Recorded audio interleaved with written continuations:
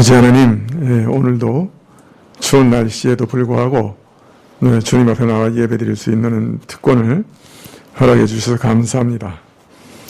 저희가 하나님의 백성으로서 또 하나님의 자녀로서 가진 그 큰 특권을 저희로 참 깨달아 알게 하여 주시옵소서. 천지를 지으신 하나님, 만물을 주장하시는 그 하나님의 아들이 되었고 그 나라의 일원이 되어서 영원한 생명을 누리며 이 땅에서도 참으로 하나님의 백성으로서 자녀로서 하나님의 영광을 드러내어 온 백성 가운데 빛으로 존재하는 저희의 특권을 주님 저희가 깊이 깨닫게 하여 주셔서 저희 삶에서 하나님의 영광과 빛이 늘 드러나게 하시기를 간절히 기도드립니다. 하나님, 참 이 세상의 어두움이 점점 짙어지는 가운데 신자들의 그 빛이 더 밝게 빛나야 할 것인데 참 저희도 이 세상의 어두움에 묻혀서 참 빛을 드러내지 못하는 것 참으로 두렵고 참으로 고통스러우며 또 하나님께 죄송하고 또 회개합니다. 하나님, 참으로 이 땅의 어두움이 너무 짙어져서 사람들이 하나님이 주셨던 그 고귀한 것들을 이제 거의 잃어버리고 자신을 짐승의 수준으로 전락시키고 또 때때로는 짐승보다 더 못하게 살아가는 것들을 보게 됩니다. 방향을 잃었고 삶의 목적을 잃어서 오직 쾌락과 재미만이 저들에게는 신으로 남아 있습니다. 참으로 쾌락과 재미를 위해서는 목숨도 내어놓는 그런 세대가 되었사온데 하나님 참으로 불쌍히 여겨주시옵소서. 하나님께서 여러 가지로 징계하시나 이 땅의 모든 사람들은 그 의미도 깨닫지 못하며 여전히 쾌락과 즐거움을 신으로 삼고 참으로 어두움 가운데서 자신을 짐승같이 내팽개치며 시간을 낭비하고 있습니다. 아버지 하나님, 이러한 세대 가운데 우리 신자들도 그 큰 흐름 속에서 참으로 쓸려 내려가며 저희도 하나님을 버리고 이 세상 신을 쫓아갈 때가 많사오니 하나님 성령을 우리에게 충만하게 부어주셔서 저희로 모든 일의 절제를 배울 수 있도록 허락하여 주시옵소서. 아버지 하나님, 또 세계 여러 나라가 우리가 참으로 가장 강한 나라가 되며 모든 세상의 나라와 민족들을 우리 발 앞에 굴복시키며 우리가 세계 인류를 지배하리라 하는 욕심으로 들고 일어나는 그런 때여옵니다. 주님, 여러 나라가 이러한 욕심을 품고 욕망을 품고 그 일에 국가의 온 힘을 쏟아붓는 이런 때에 전쟁의 위험이 날로 더해지며 세계 정치적인 파도가 날로 높아집니다. 주님, 위정자들 마음속에 있는 이 욕심, 내가 높아지리라, 내 보좌를 하늘에 두리라, 내가 참으로 강대하고 존귀되리라, 모든 사람들을 내 발 앞에 두리라. 그것이 처음 마귀가 하나님 앞에 범죄했던 그 마음이온데 하나님 불쌍히 여겨주시고 그 어두움에서 벗어나 참으로 이 땅이 평화롭게 되게 하시기를 간절히 구합니다. 또 이러한 무서운 세대 가운데 우리 신자들을 특별히 보호해 주시기를 원하고 주님, 전쟁의 기운들 속에서 우리 교회를 보호해 주시며 불쌍히 여기사 이 나라도 평안을 유지할 수 있도록 특별한 돌보심을 허락해 주시옵소서. 아버지 하나님, 우리 자녀들을 다시금 주께 의탁하오니 어두움 가운데서 빛으로 나오게 해주시기를 원하고 어두움의 정체를 잘 발견할 수 있도록 도와주시옵소서. 또 이 땅에서 살아가는 것도 참 하나님의 전능하신 도움이 필요한데 하나님께서 저들을 도와주시고 저들의 인생에 열린 문을 두시고 또 저들에게 직업을 주시고 저들에게 참 하나님과 사회에 봉사할 수 있는 기회를 허락해 주시고 필요를 채워주시기를 간절히 기도드립니다. 아버지 하나님, 질병 가운데 부르짖는 자들이 있사온데 하나님 잊지 마시고 참 하나님의 방식으로 또 하나님의 때에 온전히 치료해 주시기를 구하고, 혹이라도 그 질병을 통해 하나님만을 바라고 정으로 섬기는 가시로 두신 것이라면 생명을 보존해 주시고 또 그 가운데서 더 겸손을 배워 하나님을 전심으로 의지하며 일생 살아갈 수 있도록 도와주시옵소서. 아버지 하나님, 오늘도 헌물 드렸사오니 주께서 받으시기를 구하고 찬송을 받아주시기를 원하오며 특히 말씀을 허락해 주시기를 간절히 구합니다. 모든 것 주께 의탁드리었고 예수님의 이름으로 기도합나이다. 아멘. 말씀은 마태복음 16장 26절입니다.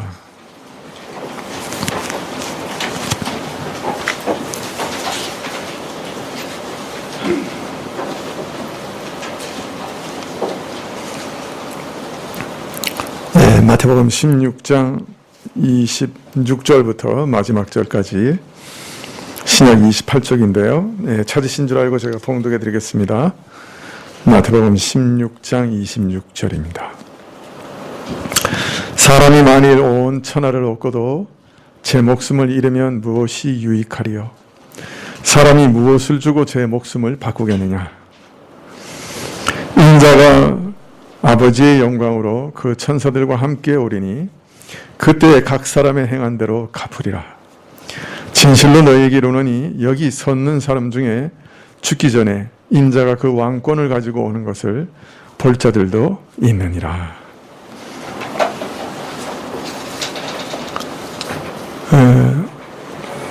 여러분, 한번 복음서를 쭉 한번 읽어보세요. 이 복음서에 보면 예수님께 자신을 부탁하는, 예수님께 자신을 맡기는 사람들의 공통적인 말이 있습니다. 저들은 거의 대부분이 예수님께 뭐라고 와서 부르짖냐면 주여 나를 불쌍히 여겨주십시오, 이렇게 부르짖어요. 불쌍히 여겨달라. 저는 예수님께 나올 때 예수님 안에서 하나님의 은혜와 긍휼을 발견하고 참으로 신뢰하면서 자기를 그 불쌍히 여겨달라고 그렇게 기도하죠. 간구하죠. 주여 나는 죄인이오니 나에게서는 더 이상 어떤 구원의 가능성도 없으니 나를 불쌍히 여겨주십시오. 이와 같은 믿음으로 예수님 앞에 무릎 꿇는 그 순간에 그들은 사망에서 생명으로 옮겨지고 또 이와 같은 자기 부인 그리고 예수님께 자신을 맡기는 믿음으로 영생의 나라에 들어갑니다. 그리고 이런 믿음의 특징은 신자의 삶에 있어서 처음부터 끝까지 시종일관 계속되는데요. 죄인인 자신은 항상 부정하고 자기를 신뢰하지 않고 오직 그리스도 안에서 베푸신 하나님의 긍휼과 사랑을 붙잡으면서 살아갑니다. 이처럼 자기를, 특히 자기 의를 부정하는 것, 자기 공로를 부정하는 것, 율법으로 구원을 얻겠다고 하는 모든 방식을 부정하는 것, 나에게는 의로운 것이 없습니다. 내가 뭐 받을 만한 것이 있어서 하나님께 구원과 또한 생명을 요구하는 것이 아닙니다. 이런 자기 부인, 자기 부정, 자기 의를 의지하지 않고 하나님의 의를 붙잡는 것, 이것이 구원의 기초요, 근본입니다.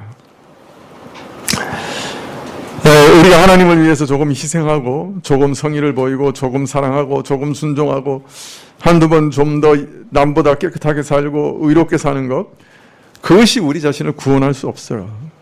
우리 구원의 대가는 너무 비싸기 때문에 그런 것으로는 살 수가 없습니다.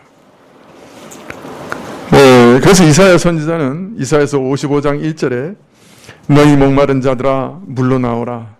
돈 없는 자도 오라.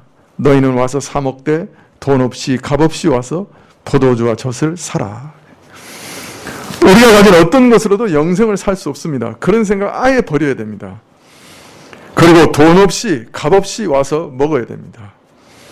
그리스도께서 자신의 생명으로 사신 것을 너희는 돈 없이 값 없이 은혜로 먹으라고 말씀하고 계십니다.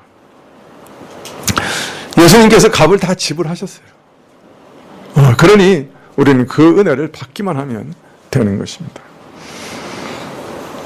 이처럼 자기의 의를 부인하고 그리스도의 의를 붙잡아 구원을 얻은 사람들은 그리스도와 연합하고 그리스도와 함께 죽고 그리스도와 함께 살게 됩니다.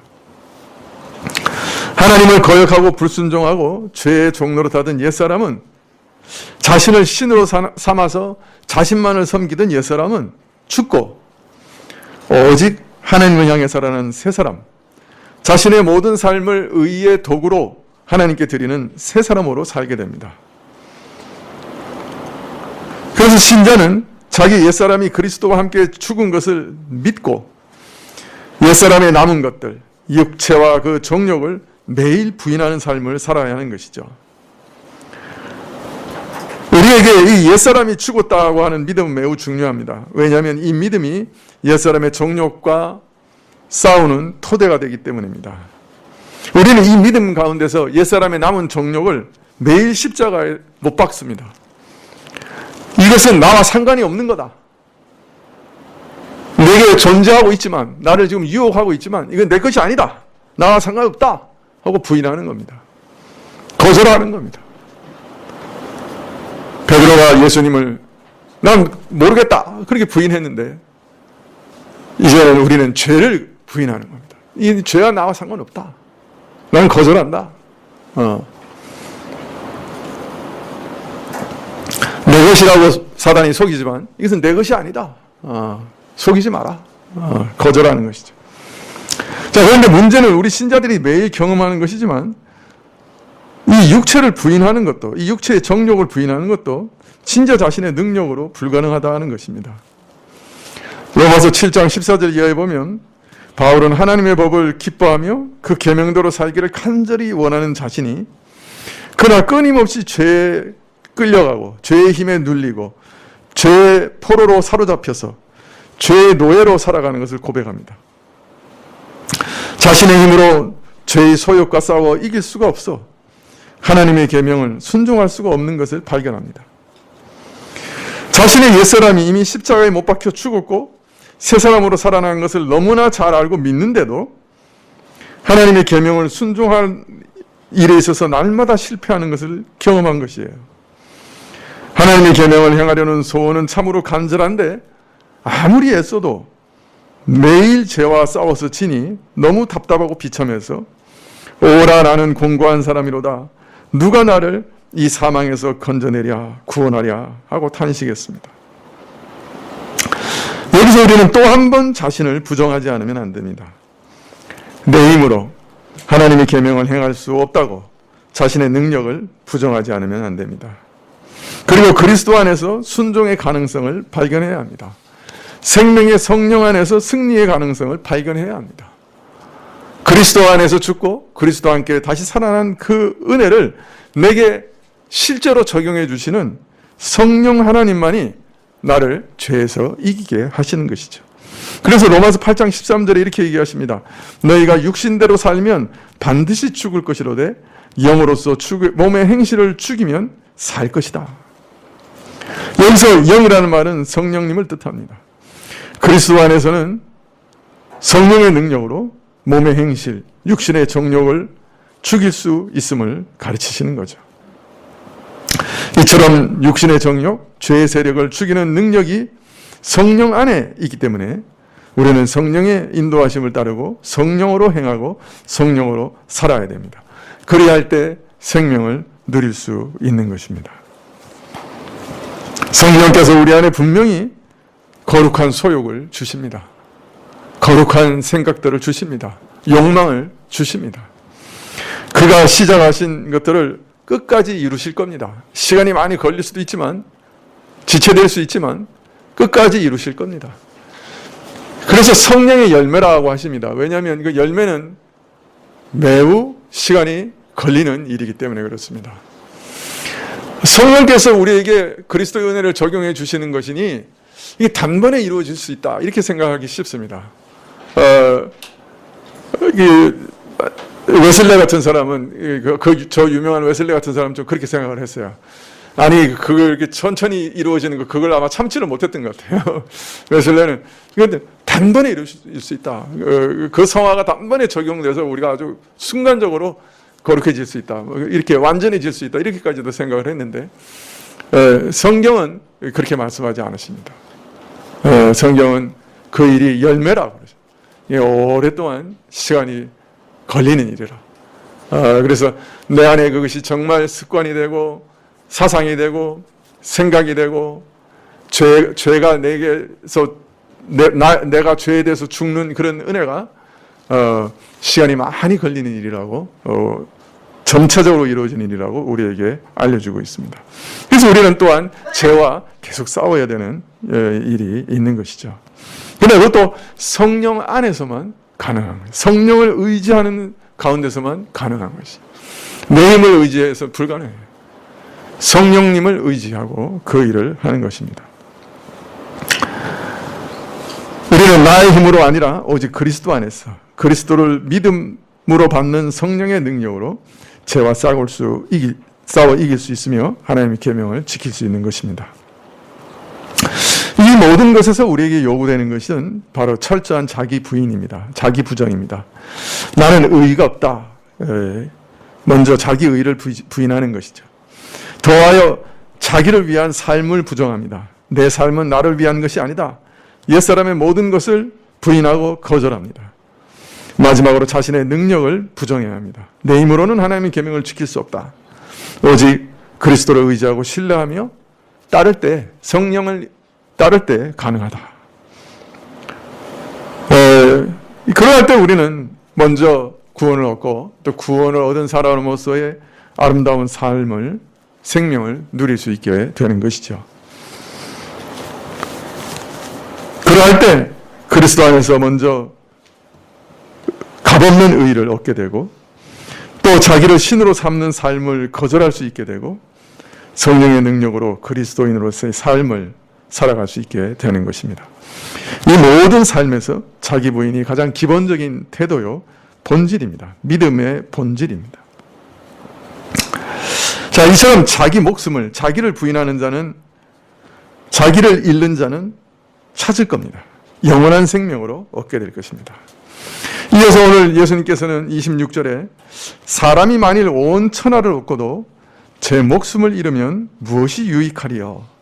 사람이 무엇을 주고 제 목숨을 바꾸겠느냐? 이렇게 말씀하십니다. 그런데 이 말씀 참 어려운 말씀입니다. 여기서 목숨을 이 땅의 생명이 아니라 영원한 생명, 사후까지 지속되는 생명으로 이해하면, 영혼으로 이해하면 이 말씀은 만일 사람이 온 천하를 얻고도 그 영혼을, 그 영생을 잃는다면 무엇이 유익한가? 사람이 무엇을 주고 제 목숨을 바꾸겠느냐? 만일 사람이 영원한 파멸로 향하게 된다면 이 땅에 그 무엇이 유익하겠는가? 이렇게 이해할 수가 있을 겁니다. 즉, 자기 부인과 그리스도 안에 주어지는 영원한 생명의 중요성을 가르치는 말씀인 것이죠. 이 땅에 온 천하를 얻는다고 해도 그 영혼, 그 영원한 생명을 잃는다고 하면 무엇이 유익하냐?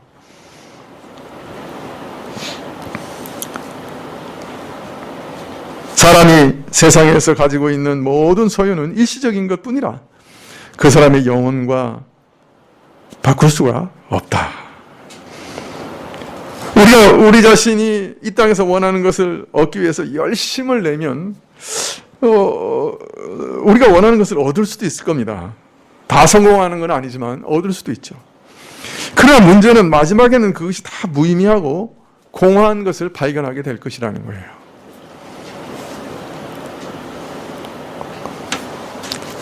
그러므로 무엇과 영생과 바꿀 수 있겠는가?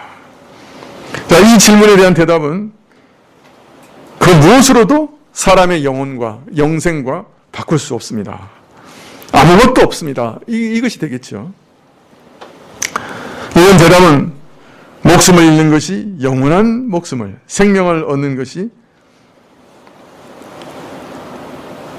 이 자기 부인이 꼭 필요하다 하는 것을 강조하는 말씀이 될 것입니다.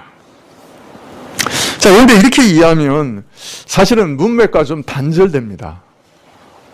왜냐하면 지금까지 24절부터 25절에 쭉 얘기하시는 이 목숨은 영원한 생명을 말씀하신 게 아니었어요.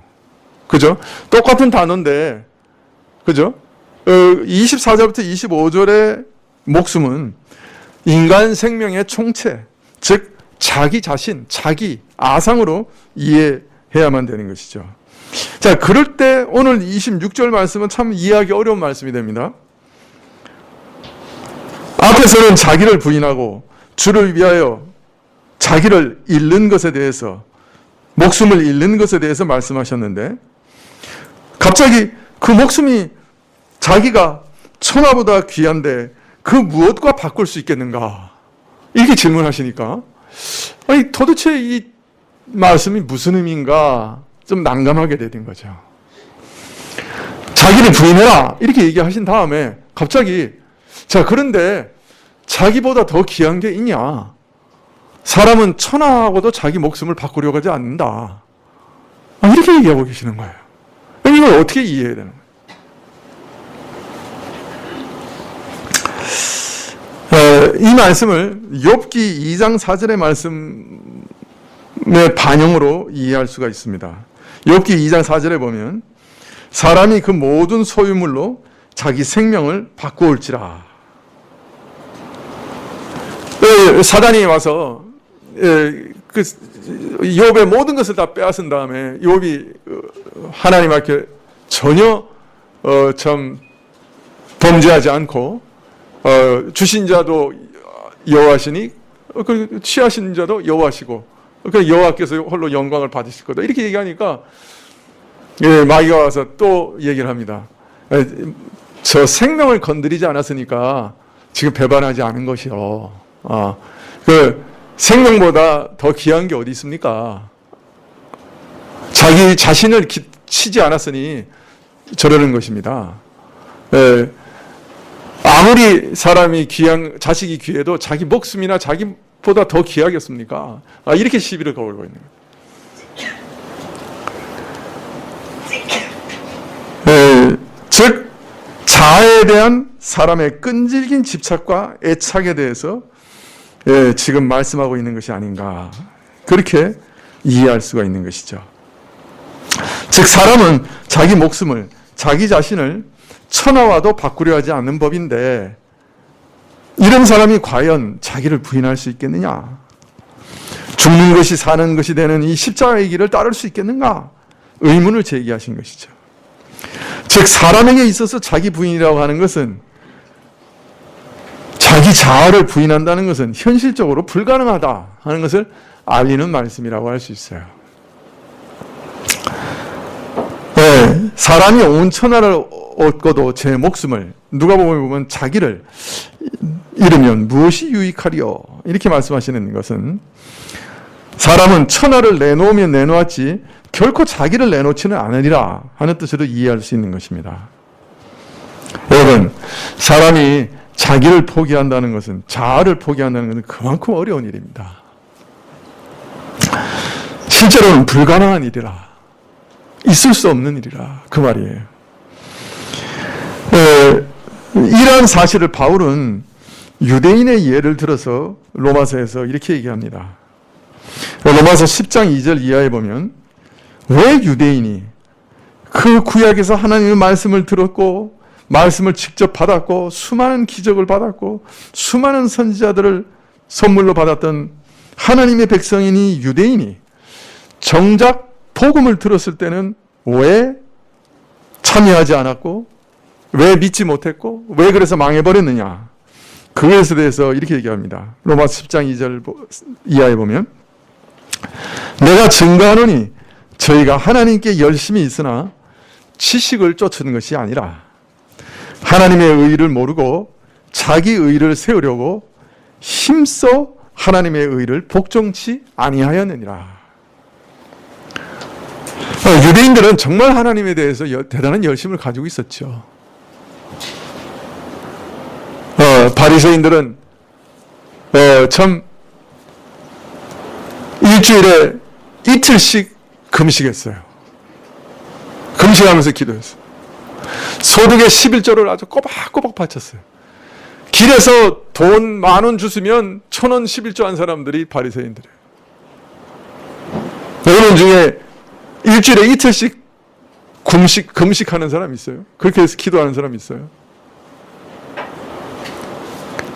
거짓말하지 않고 간음하지 않고 심지어 안식일을 얼마나 철저히 지켰는지 전쟁터에서 안식일이 되니까 전쟁을 중지해서 한꺼번에 3,000명이 죽은 적이 있어요. 안식일 지키기 위해서.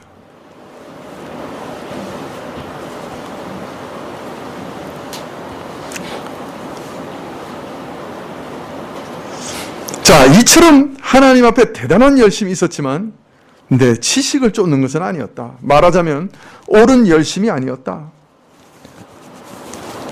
그것의 내용을 설명하시기를 자기 의를 고집하다가 하나님의 의를 복종치 않은 하나님의 의를 배척한 민족이었다. 이렇게 얘기합니다. 즉 자기 스스로 뭔가 선을 행해서 영생을 얻겠다고 날뛰다가 정작 값없이 주시는 하나님의 은혜를 거부한 민족이었다. 이것이 바로 망한 가장 중요한 원인이었다라고 바울 사도가 지금 한탄하고 있는 거예요.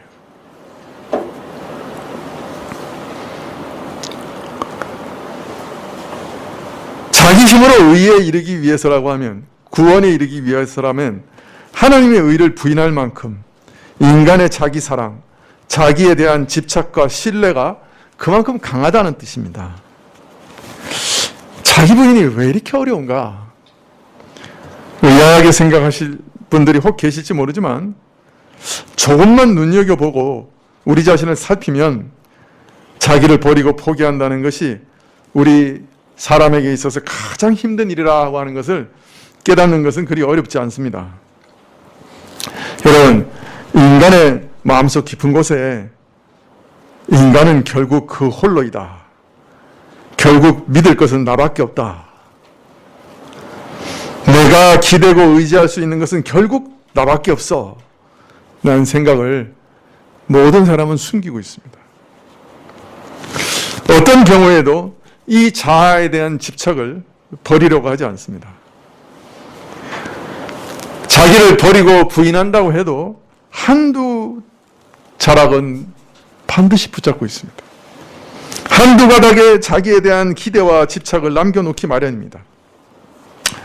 자기를 붙들고 결코 놓지 않으려고 하는 이 자아 집착이 이처럼 무섭고 끈질긴 것입니다.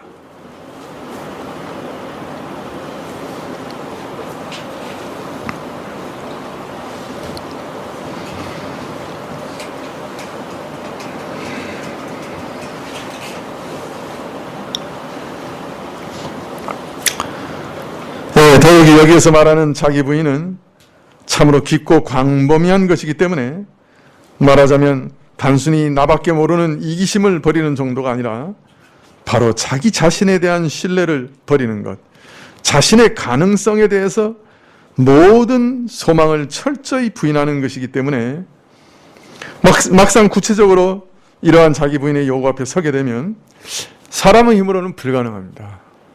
뭔가 자기 힘으로 끝까지 자기를 구원해 보려고 하는 그런 아집을 버리지 못해요.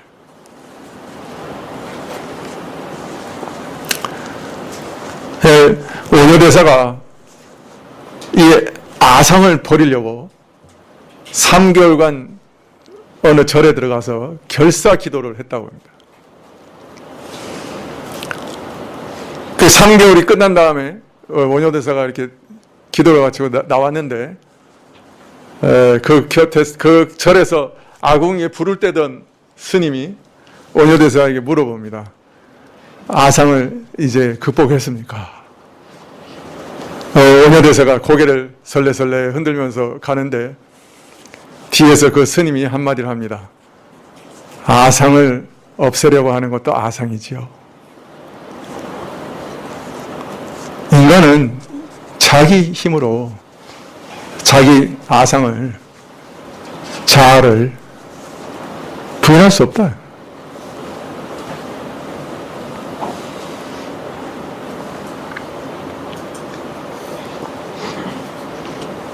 자, 그러나 이 말씀은 동시에 하나님은 가능하시다. 하나님은 가능하시다. 하나님은 모든 것이 가능하시다. 사람은 불가능하지만 성령 하나님은 가능하셔요. 우리가 우리를 언제 버리게 됩니까? 성령 하나님께서 말씀으로 우리를 환하게 비춰주실 때 가능해요. 마치 거울을 가지고 내 본질을 꿰뚫어 볼 수 있게 하시는 그런 은혜가 있으면, 내가 어떤 존재라고 하는 것을 말씀 속에서 발견할 수 있으면, 내 의가 정말로 냄새나고 더럽다고 하는 것을 발견할 수 있으면 비로소 나를 발로 차버릴 수가 있어요. 성령께서 우리 안에 역사하실 때 그때 우리가 자기를 부인하고 예수님께 자신을 온전히 맡길 수가 있는 것입니다. 그래서 이 자기 부인도 사실은 하나님의 은총으로만 가능한 것이에요.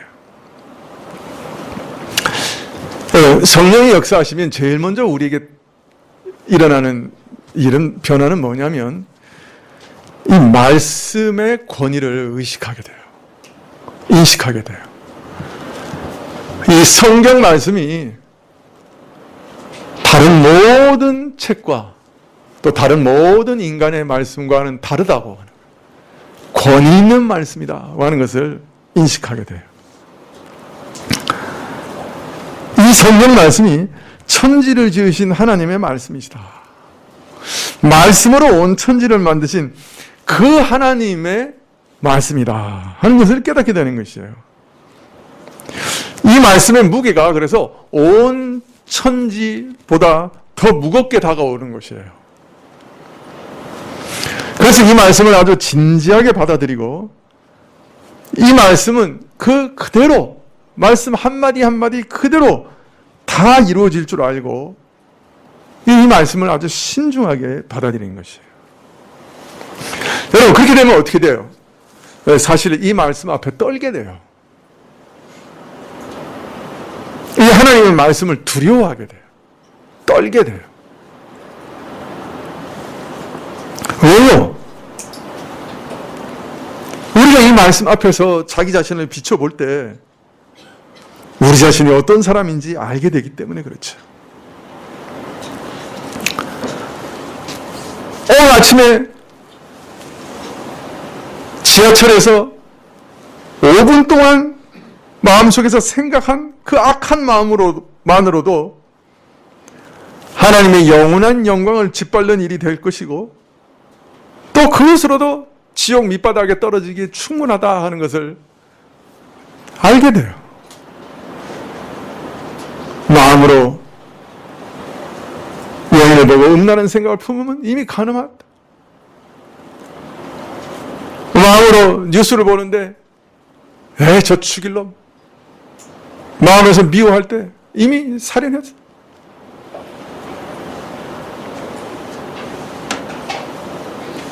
다른 사람이 든 명품백을 보고 있다가 저걸 내가 가졌으면 하고 탐내면 이미 10계명을 어긴 거예요.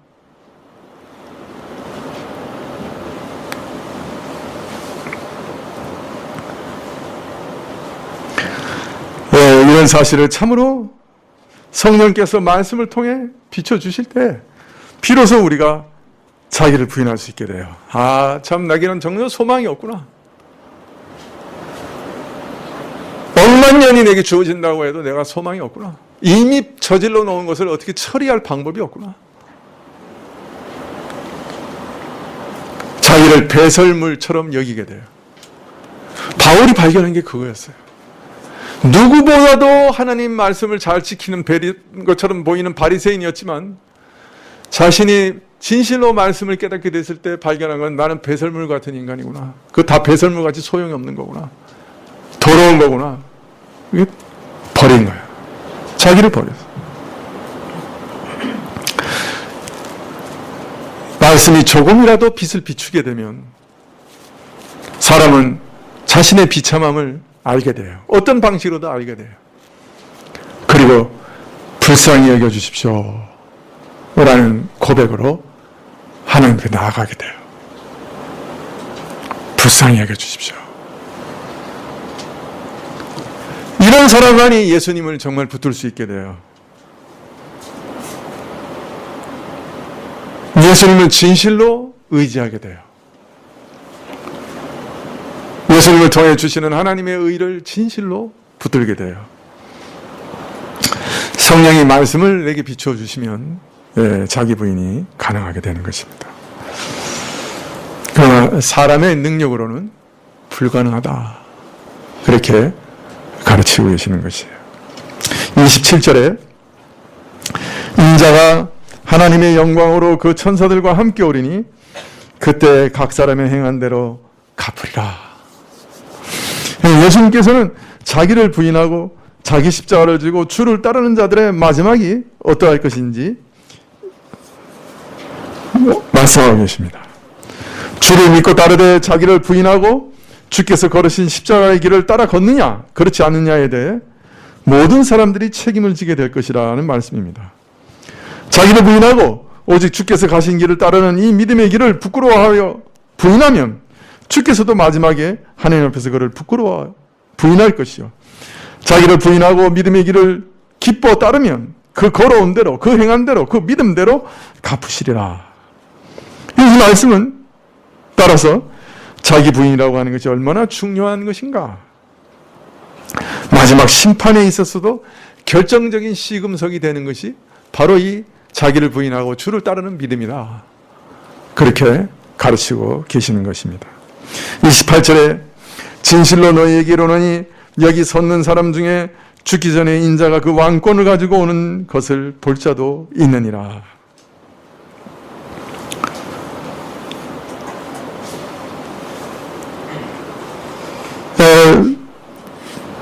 자기를 부인하고 주님을 따르는 자들이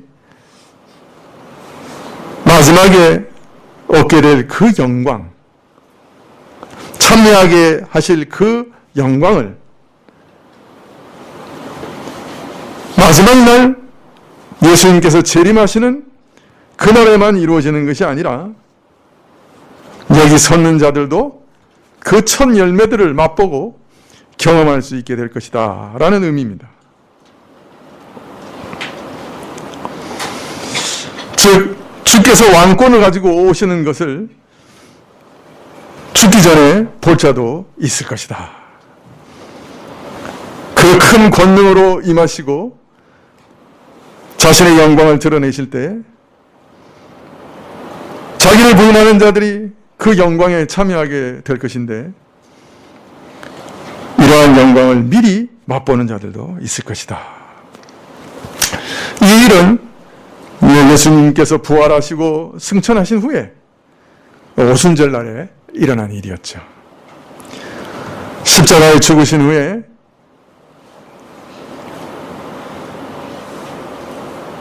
사흘 후에 다시 부활하시고 죽음의 권세를 깨트리시고 승천하셨죠. 하늘에 오르시고 하늘과 땅의 모든 권세를 받으시고 왕으로서 하나님 우편에 앉으셨죠. 그리고 오순절날 성령을 보내셨습니다. 이 세대 가운데 사람들이 친히 그 눈으로 목격하게 하셨습니다. 하나님 우편에 앉으신 분이 이제 성령을 보내시는 분이신 것을 보여주셨습니다. 천국의 은혜와 능력을 이 땅에 실현하시는 분이심을 보여주셨습니다. 천국의 복을 신자들 머리 위에 내려주시는 분이심을 보여주셨습니다. 그리하여 마지막 날에 있을 그 영원한 영광에 참여하게 될 것을 확실하게 보증해 주셨습니다. 그 영광과 권능을 미리 맛보아 알게 하셨던 것이죠.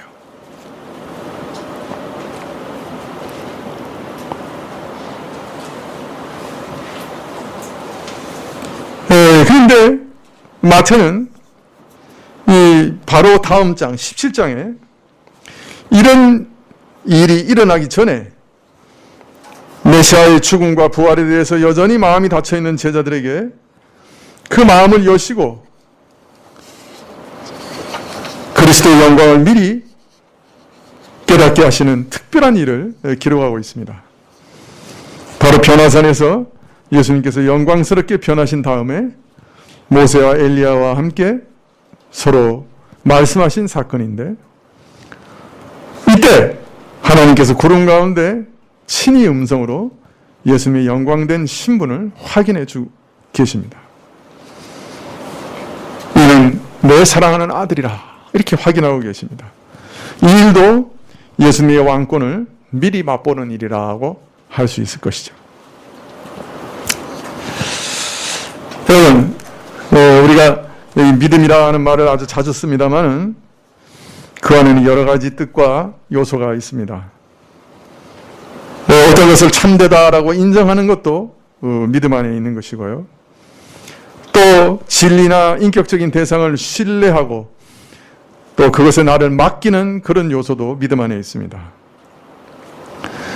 그리스도를 믿고 따르는 우리의 믿음도 이러한 요소들을 다 가지고 있습니다만은 우리 신자가 가진 그 믿음의 가장 독특하고 핵심적인 요소는 바로 이 자기 부인이라고 할 수 있습니다. 세상에서는 여러 종교가 있고 또 여러 가지 믿음에 대해서 말하는 것이 많이 있습니다. 그런데 우리 신자와 또 신자가 가지는 믿음이 이 세상의 모든 종교와 또 믿음과 근본적으로 다른 것이 무엇이냐? 바로 이 자기 부인입니다. 예수님을 믿고 따르는 믿음은 자기의 모든 것을 부인하는 것을 토대로 하고 거기서부터 시작되는 것입니다.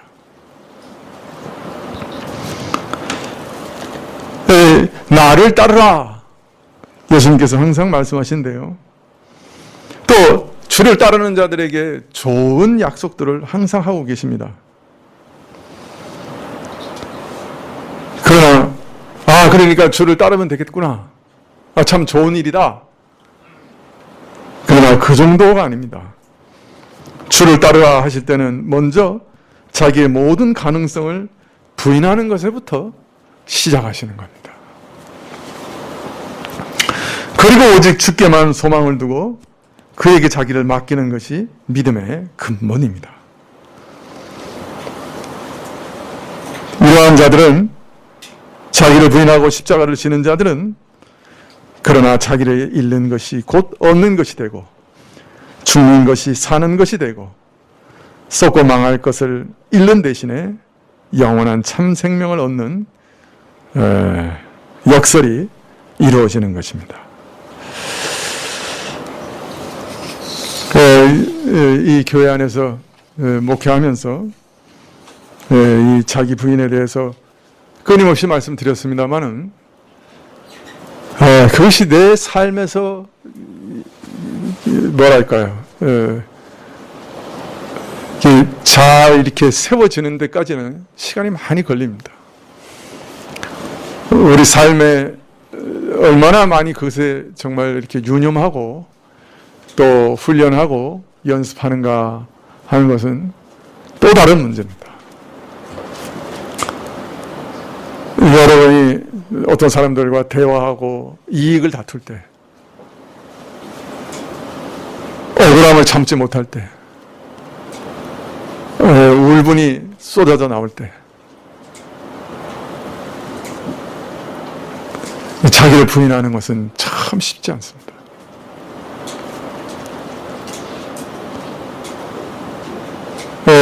내 안에 있는 무엇으로 하나님 앞에서 기도의 응답을 받고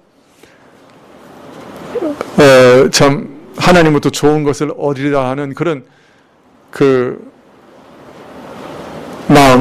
그 어떤 공로주의 이런 것 버리는 것 참 쉽지 않습니다.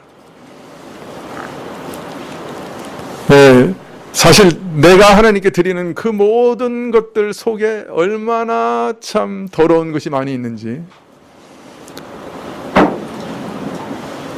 오른손이 하는 것을 왼손이 모르게 하라고 하신 그 말씀이 정말 얼마나 내 안에 이루어지는 것이 불가능한지, 그걸 깨닫기 전에는 그런 참 공로주의를 참 버리기 어렵습니다. 물론 선을 행하는 것은 너무 당연합니다. 신자로서 그 길이, 그게 자기 부인의 길이니까요. 내 속에 있는 정욕을 부인하고, 내 속에 있는 이기심을 부인하고, 내 속에 있는 더러운 죄들을 부인하고 주를 따라가는 것은 너무 당연합니다. 그 길이 바로 자기 부인의 길이니까요. 자기 의를 부인하기 시작한 사람은, 자기를 부인하기 시작해서 자기 의를 버린 사람은 그 다음에 자기 정욕을 버리는 건 너무 자연스러운 겁니다. 당연한 결과입니다. 그것을 가지고 공로를 삼으려고 하는 것은 참 무서운 일입니다. 그런데 그게 쉽지 않아요. 그리고 막상 자기 정욕을 버려야 될 때는 참 어렵습니다. 피 흘리기까지 싸워야 되는 경우도 있습니다. 그럴 때마다 성령 하나님을 의지하십시오. 성령 하나님께 여러분 마음을 내던지십시오. 맡기십시오. 성령님께 구원을 요청하세요. 성령님께도 기도할 수 있습니다. 우리가 성령 하나님 부르시고 그를 붙잡으십시오.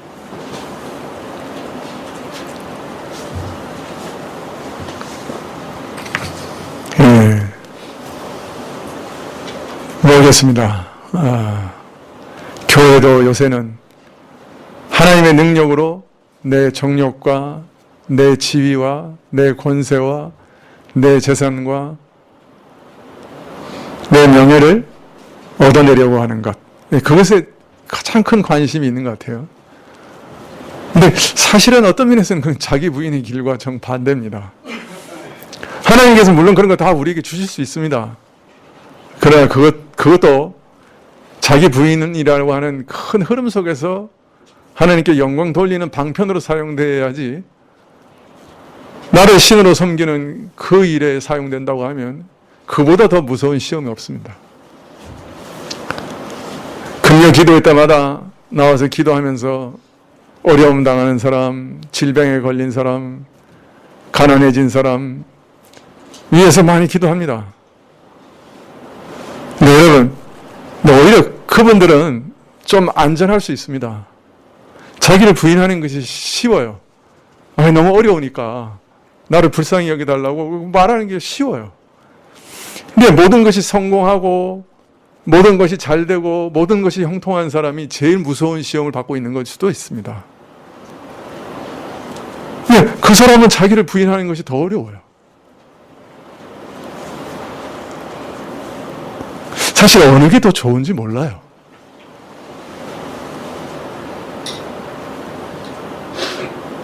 우리는 착각하는 거죠. 저렇게 아무것도 참 염려되는 것이 없고 필요가 없을 만큼 잘 채워지고 모든 것을 하나님께서 참 때마다 다 저렇게 주시니 참 좋겠다. 근데 여러분, 그런 사람, 기도 열심히 하는 사람 봤습니까? 그런 사람이 금요 기도에 나오는 사람 봤습니까?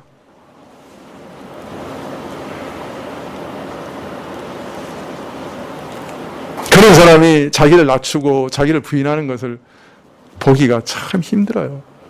그럼 누가 더 무서운 시험 앞에 있는 겁니까?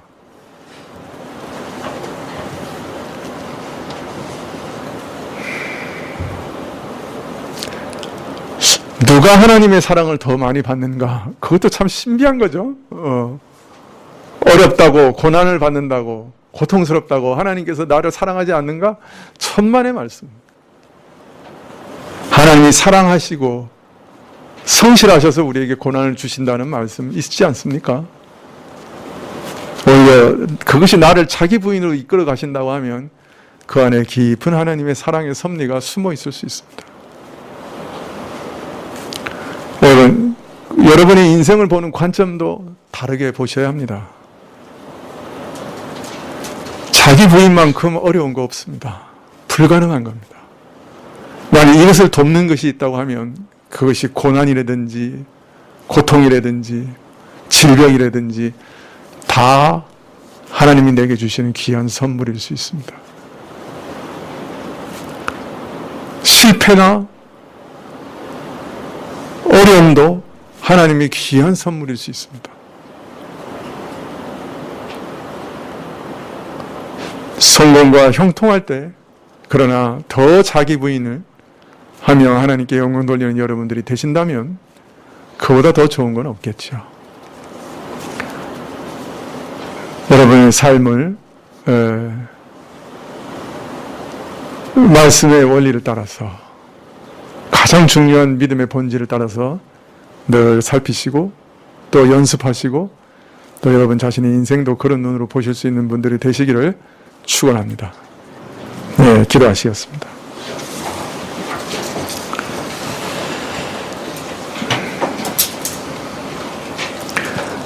할 수 없는 것을 하라고 명하실 때에는 성령께서 선물로 또한 반드시 우리에게 주시리라 하는 약속이 있는 줄 믿습니다. 주님, 저희가 할 수 없는 것 주께서 허락하시옵소서. 저희가 그것을 선물로 얻기를 원하오니 자기 부인을 저희에게 허락하시고 또 그 속에 살아갈 수 있도록 허락해 주시고, 자기를 부인하며 오직 예수님만을 따르는 삶이 일평생 지속될 수 있도록 최고의 복을 허락해 주옵소서. 예수님 이름으로 기도합나이다. 아멘. 217장 찬송하시겠습니다.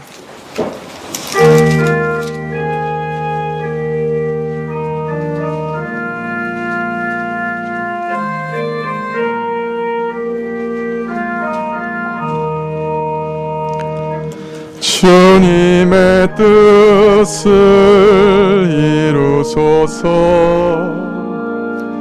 고요한 중에 기다리니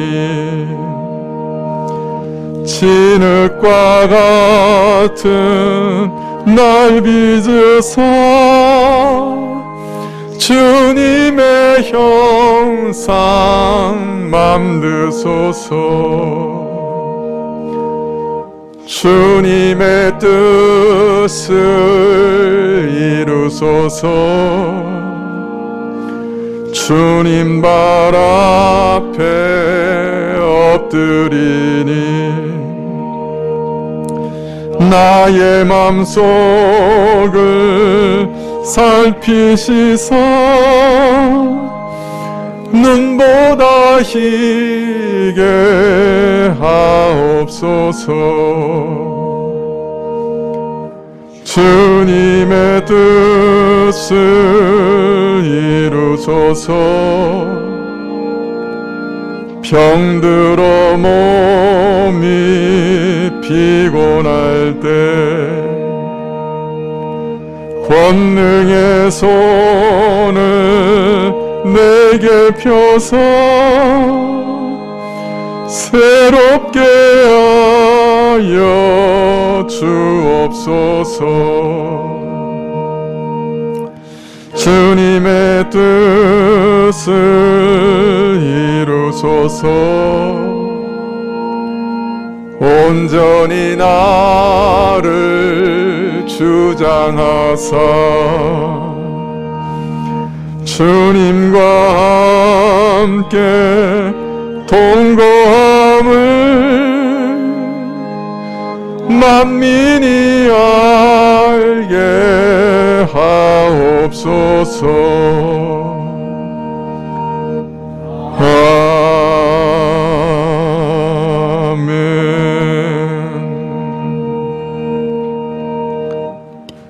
지금은 우리 주 예수 그리스도의 은혜와 하나님 아버지의 그 크신 사랑과 이 은혜와 사랑을 깨닫게 하시고 누리게 하시는 성령님의 교통하시고 역사하심이 오늘도 자기 부인을 선물로 받아 주를 온전히 의뢰하며 일평생 주를 따르기를 소원하여 머리 숙인 주의 백성들 위해 지금부터 영원까지 함께 계실지어다. 아멘.